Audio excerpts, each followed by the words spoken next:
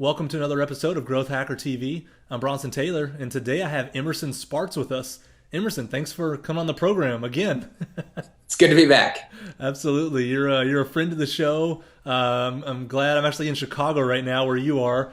So we bumped into each other a few times here. And I always enjoy talking to you because you've created some viral content machines in your life. I know a couple of the big sites that you run right now is dose.com. I know you run omgfacts.com. Two of the viral content, big players. And so let's talk about content creation. Sound good to you? Sounds good. All right, let's do it. So, one of the things that I've seen in the last couple of years is just the rise of kind of inbound marketing, the rise of content, right? A couple of years ago, some people were doing it. It seems like now everyone's kind of realized that content really matters. It's just a way to get people to your site and get them involved in your world without necessarily having to do paid traffic or something like that. So I just want to kind of pick your brain around content a little bit. So here's one of my first questions, and it's something I'm wrestling through right now as I create my own content.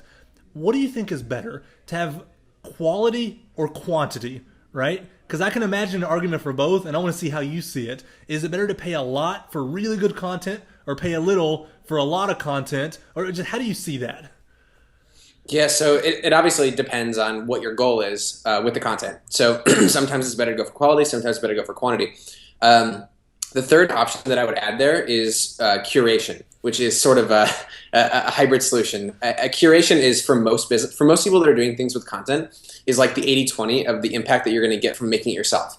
So the vast majority of content that gets created is basically people like marketers and business owners. They're saying the same things that other people have already said a million times, and they're just putting it in their own words. And there's nothing wrong with that, but it saves you a lot of time if you don't try to put it in your own words and you just share things other people have already created with your users. So for example, you've got a Twitter account, you've got a Facebook page. Like, you don't have to write every article that you link to. You can link to existing articles other people have written that are going to be useful and valuable to your audience. And then all the people who follow you will be grateful that you're sharing with them this relevant information. And you didn't have to spend 5 hours writing an elegant blog post. So that's what I'd say for the average person who's watching this. They should, instead of just thinking about quantity or quality, you should think a lot more about how you can just more effectively curate content for your audience. No, that makes a lot of sense. And, Twitter is kind of, I can see how that works. I can see how you can curate content there because it's kind of built in to share other people's stuff there. Is there a way to curate content on your own site? I mean, is that what you guys do with Dose and OMG Facts? Are you curating there, or are you actually creating that content? So we're creating, but this is also our business. This isn't like a side thing that we're using to generate business for our real product of the widgets we sell.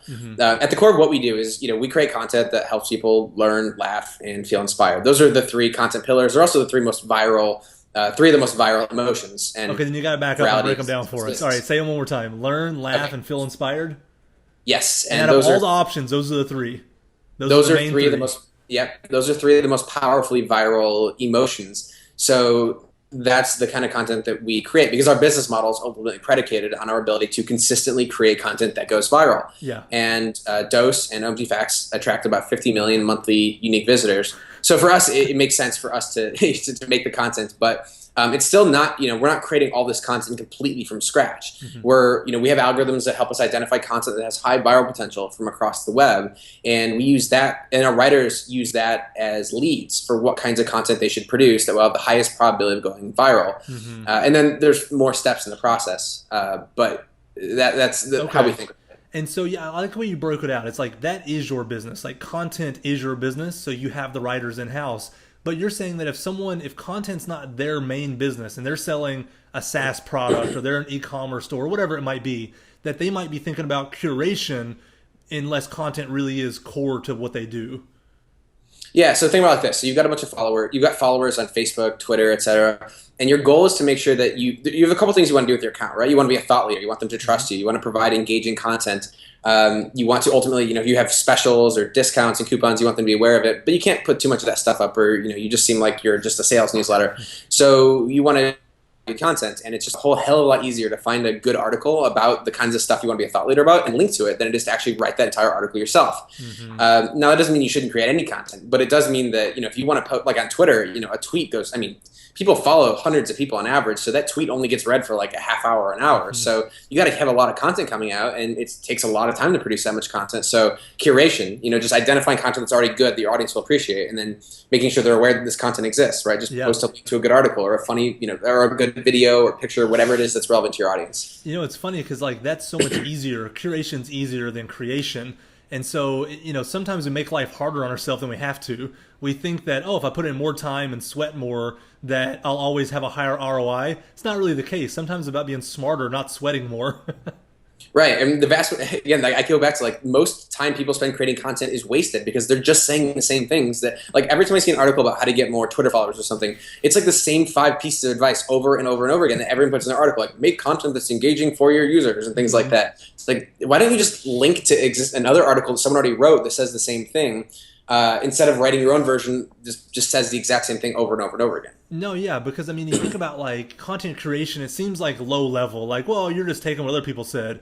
Even content creation is just taking what other people said. They're both curation in their own way. One is just a really time intensive curation, and one is a simple curation, and they probably have similar ROIs. Yeah. No, it's good to hear. Okay, let me ask you about headlines, right? So, I don't know how much headlines matter on your sites because I know you have different kinds of content. It's not just, written copy kind of things. But what's your general thought on headline? Like, I know that, what was it, Upworthy? They took existing stuff and just made them have great headlines, and they, went off like a rocket ship because of that. Are headlines just that much more important than the rest of the content? Are people even reading the rest of the content? What's your take on all that? So think of headlines like your sales pitch for the article. If your article it doesn't matter how good the article is. If nobody clicks it, then nobody reads it. And if nobody reads it, you wasted your time, right? So you're producing content, presumably because you want people to see it. It's in the same way that you could give the best speech in the world to an empty room, and again, you would have wasted your time because you didn't get anyone to hear your speech and get the ideas that you wanted to get communicated. So think about, for us, our viral loop has 2 parts. The first part is we have to first get them to click. That's a sales pitch, right? Then once they click, we have to deliver with a great article that inspires so much emotion that they're inspired to go share it with their friends and family and coworkers. And you should think of headlines the same way. The headline isn't more important than the article, but it's at least as important because if they don't click it, again, they don't consume it. And in general, headlines are by far the easiest thing that most content marketers could do to move the needle on their content marketing efforts, because most people write really, really bad headlines. And because if you think about it like this, most people they might spend 2 hours producing a blog post, 5 hours producing a blog post, and then like 5 minutes on the headline. And again, like only maybe less than 1% of people click your headline. But if you spent 20 minutes on headlines and 5 minutes on, and versus maybe that your click-through rate goes up from 1%. Maybe that means literally 3 times as many people read your article. So think of the ROI on that compared to the ROI on spending an extra like 15 minutes like polishing the article even more. Totally. When you think about headlines, do you run them through that filter of learn, laugh, inspire? Do you try to create a headline that lets them know you're going to learn something, or you're going to laugh, or you're going to be inspired? Or is that just for the content itself? No, learn, laugh, and feel inspired are our content pillars because those are some of the most viral filters. And again, our business model is viral content. But for most people, the headline should just be whatever actually gets somebody to want to click it to read the article. So curiosity is kind of that thing there. Yeah, exactly. So, there's different types of headline templates that work, but reinvent the wheel.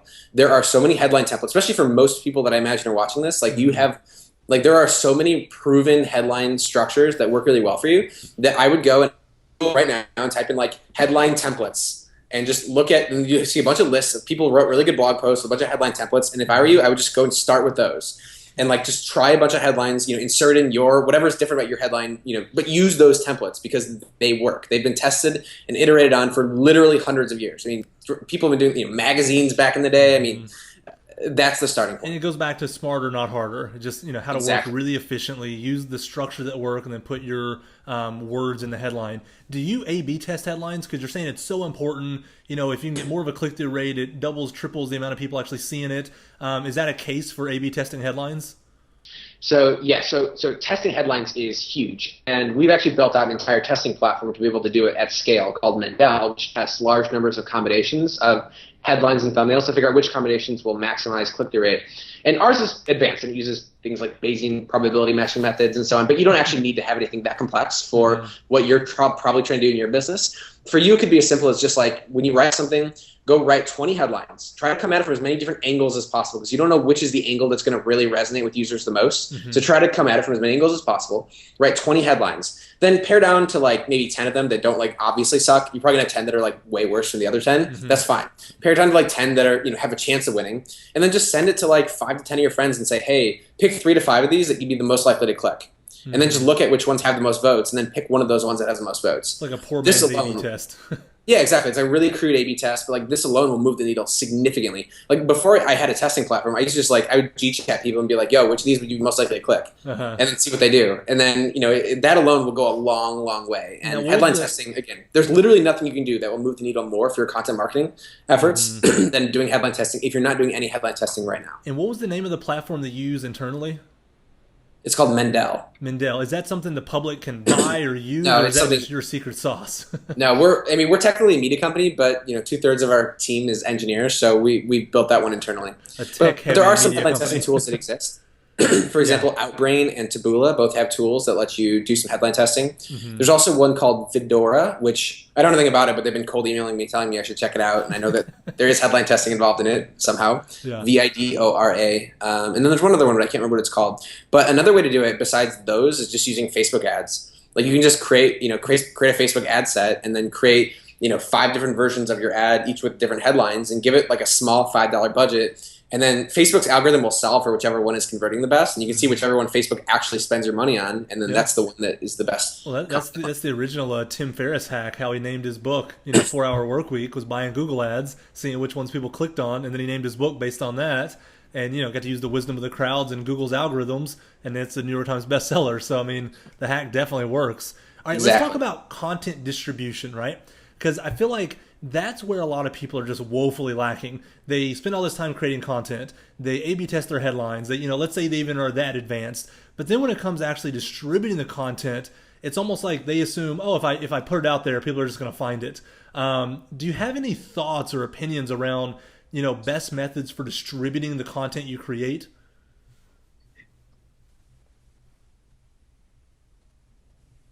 Yeah, so that is a common problem. It's like, what do I do once I make the content? How do I actually get people to see it?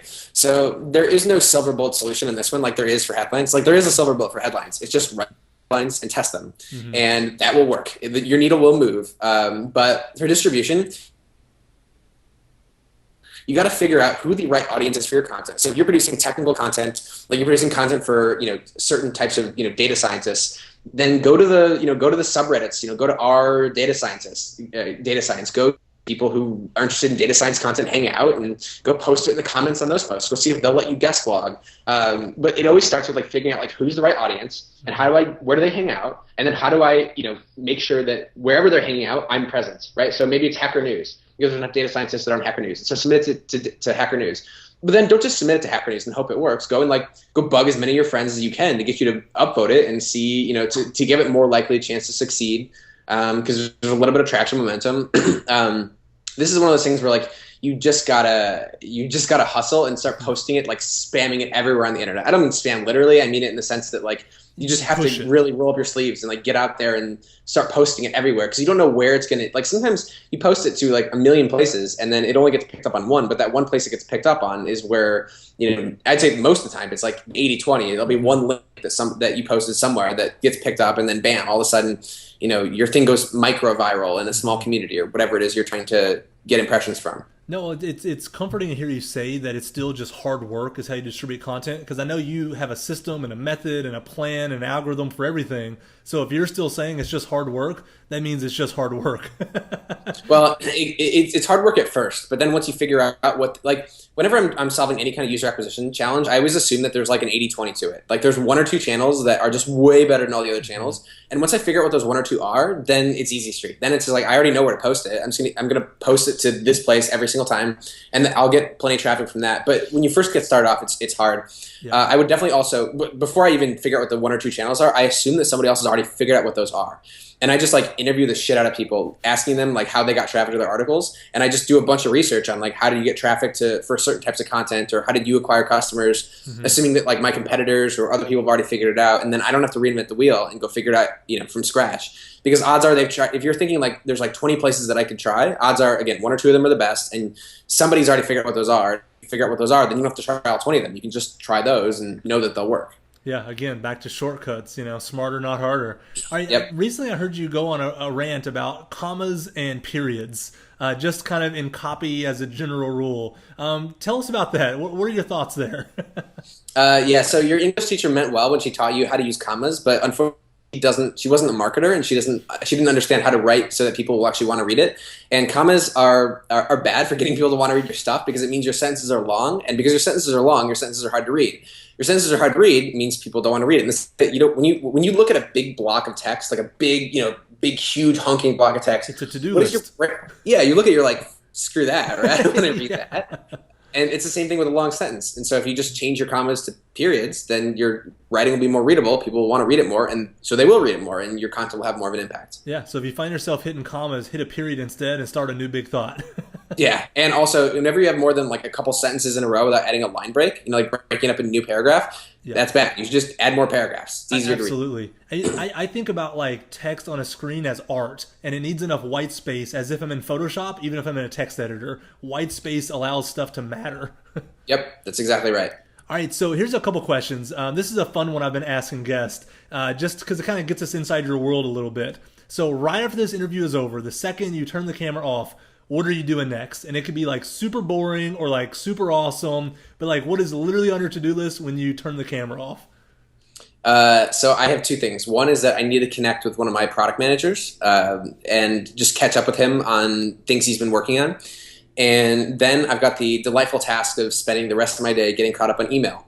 Email is something I put at the very end of the day. I check the email throughout the day, but I only respond to really urgent things. And everything else I wait until the end of the day, because my brain is fried, my willpower is sapped. And so I need to do a rote activity like email at the end of the day, and I make sure that I get all my really important stuff done at the early part of the day before my willpower is gone. I was actually thinking about that idea this morning, is that it's not about how many hours you're at work, it's about how you optimize the hours you're working. There's something about maintaining your energy levels throughout the day to be maximally productive that's more important than being at the office X number of hours. Do you agree with that? Oh, absolutely. I mean, I think most people really only get like 1 to 3 hours of good work in each day, and the rest of it is just kind of like generally wasted, not completely wasted. Maybe like you're like reading tech blogs, or maybe you're like having conversations with your coworkers that's sort of related to work, or you're just like you had a meeting that was important for like 20 minutes and then you kind of rambled about stuff for the next 40 to like fill time. But there's only like 1 to 3 hours of work each day that actually really moves the needle. And so you have to make sure that you get at least that 1 to 3 in. Yeah. And so the way that I schedule my days, I make sure that I get that stuff done first thing, because I know that like I won't find the motivation to do it at the end of the day. So I got to get it done first. No, I feel like the first 3 hours I'm awake is like this magic time machine, and I can get like 10 years of work done in 10 minutes. Yeah. So I know like if I put something in the first 3 hours of the day, and actually I drink coffee and I don't eat that much early. So like I'm not metabolizing, I'm not tired, I'm just caffeinated, I'm well rested, and whatever I tackle at first is just like I can really move the needle on something. Yeah, because willpower is like a muscle, and just like a muscle, you have a certain amount of, if you lift weights in the morning, you're not going to want to lift weights again in the evening, because you're going to use up your kind of fixed, willpower for the day. But your willpower also like a muscle, like if you work out every day, you'll get stronger over time, you'll have more willpower. But that does mean that like if you use up your willpower throughout the day by doing a bunch of things that drain you, and then by 4 o'clock, 5 o'clock, you're exhausted, and that whatever that important thing was that you really wanted to get done that day, if you didn't get done in the morning, like you're not going to just suddenly be motivated at 5 o'clock to get it done. And if you do make yourself do it, the quality is not going to be there. Yep, because you're drained. You're drained. You don't have it to give, even though you want to. All right, exactly. I gamify the hell out of everything that I do. Gamify life. Like motivation hacking, like willpower hacking, because I know that I have to, because that's how I maintain. That's how I get more than like 1 or 2 good hours of working each day. Well, you mentioned 80-20 rule. Well, that's true about the hours of the day. Only 20% of the hours are actually good. So make sure you know when they are and take advantage of them and do the important stuff during those 20% of the hours, because you don't have 80% of good working hours in a day. Exactly. And I would say the lowest hanging fruit thing that most people can do to like make sure that you get the most out of those precious few early hours of motivation is to cut off distractions. Like put on white noise. For example, if you're reading, like one of the easiest things you can do to increase your reading speed is just to put in white noise when you're reading. And you'll easily increase your reading speed by like probably about 50%, maybe double, Yep. just because you eliminate all these micro interruptions where you're not like, oh, a truck just went by, like, oh, where did I leave off on the page? And it takes you a while to get caught back to where you left off. And this happens over and over and over and over and over again. Yep. And so you'll just like fly through whatever you're reading if you put in white noise. And the same thing is true for other kinds of creative work that you're doing. Yep. You've got to put those headphones on and turn the world off, because those micro interruptions, they might not seem like a big deal because like I only noticed that truck for a second, but it's not the second that matters. It's just the 40 seconds that takes you to get caught up to where you left off in your train of thought. Context switching is killer. I totally agree. Like my favorite way to work is to go into a dark room, have some kind of music on Spotify on, but with no lyrics. So it's just music. And like my back is to the world. So even if somebody walks by the door or something, I can't see it. I don't know about it. And I can get into like a state of flow where like, I just, there's nothing else like it. I mean, yep. I almost like crave it. I enjoy it so much.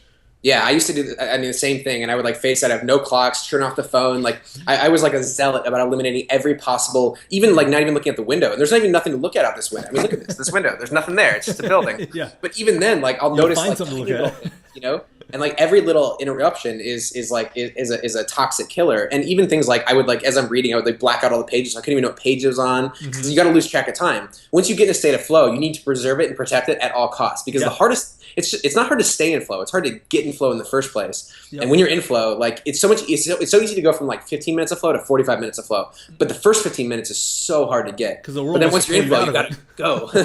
No, stay absolutely. as long as you can. You know, there's a whole like there should be a book written like entrepreneurial flow, and like the idea of flow for entrepreneurs and how to really maximize their life. There's something there that I believe and I would love to read more about. So I agree. Cool. All right, I got one last question for you. So I want to always end with, what is the best advice you have for any startup that's trying to grow? It can be anything you want. So there's a lot of like well-trodden advice that I'll try to avoid that you've probably heard from a lot of people. The advice that I would give, the thing I wish I would have known at the time, is that there are so many tools and services and products that exist to make your life easier that you don't know exist. And because you don't know they exist, you are going to waste hundreds to thousands of hours and comparable amounts of money on things that you don't need to be doing at all. So I'd recommend going to a site called startupstash.com, which is just a good curated directory of tools like products, resources that are available to help, for startups, marketing tools, HR tools, legal tools, things like that. Mm-hmm. And you spend at least 1 hour going through it and just skimming through to see what tools and products exist. There's basically no way you won't find at least one thing that will save you hundreds of hours of time or money equivalent, because even I go through the site all the time. Like I always find something I didn't know existed. I'm like, oh wow, maybe I can't use this now, but 6 months later, a year later, all of a sudden I'm going to remember that it exists, and it's going to be like super, super valuable. So there's another one that's really good too, growthtools.io, which is just for growth tools specifically. Perfect. Even better. Yeah. So there's plenty of others that are good too. Like Steve Blank has a super exhaustive list of startup tools. Does.